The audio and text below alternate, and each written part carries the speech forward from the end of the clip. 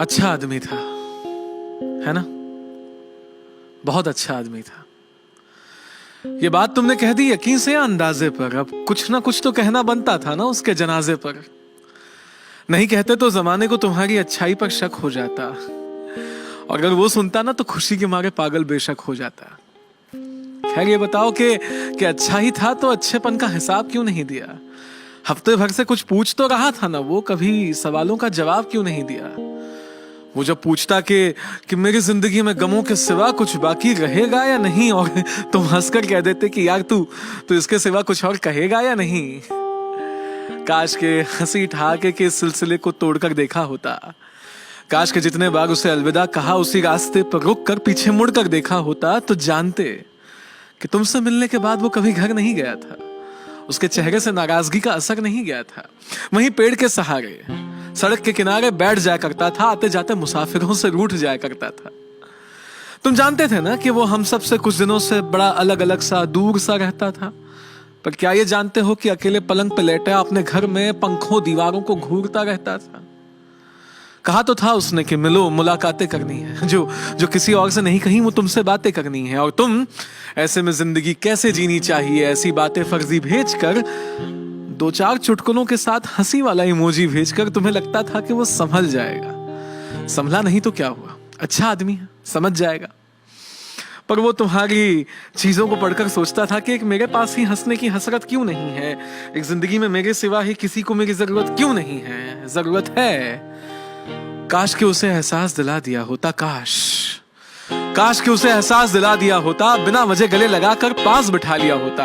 काश के जानते कि हर रोज वो जानबूझकर बिना कुछ खाए बेहोश कैसे हो जाता था। काश के समझते कि वो बोलते बोलते खामोश कैसे हो जाता था। काश के उसके लिए ही उससे लड़ लिया होता, उसकी घर की दीवारों से ज्यादा उसकी उस डायरी को पढ़ लिया होता, तो जानते कि उसके आंखों में कोई सपना नहीं था।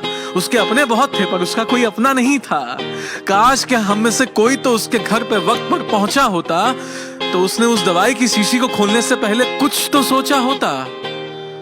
काश। कहते हैं रिश्ते बांधते हैं ना, तो उसके घर में वो जंजीर मौजूद थी।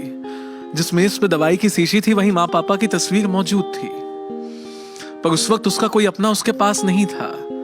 दिल का हर एक दोस्त था तो सही, पर दिल के खास नहीं था। इस बार उसने जिंदगी का रास्ता मौत के जानिब समझा। इस बार उसने चले जाना ही मुनासिब समझा। जाते जाते जिंदगी से सीखता गया। वो अपने आखिरी खत में लिखता गया वो कि मेरी मन मर्जी है कि मेरे दोस्तों को इसमें शामिल मत करना, वहां जाकर परेशान हो जाऊं, इतना काबिल मत करना। और तुम्हें जब जिंदगी बेसब्र मिली, तुम्हें उसके जाने की खबर मिली, तब एहसास हुआ कि वो सच कहता था, कितना सच्चा था। और आज सफेद लिबास पहनकर दुनिया को यह बताने आए हो कि वो कितना अच्छा था। अपने आप को दोस्ती का खुदा, रहनुमा, फरिश्ता सबसे जुदा कहने आए हो। जब तक वो था तब तक तो मिले नहीं, आज आखिरी अलविदा कहने आए हो। खैर, जब वक्त की परतों से लम्हों की धूल हटाओगे, जब उसके कब्र पे फूल चढ़ाने जाओगे, तो थोड़ी सी बेअदब सी, अजब सी, लेकिन नाराज आएगी। उसकी आखिरी मिट्टी से वो एक आखिरी आवाज आएगी।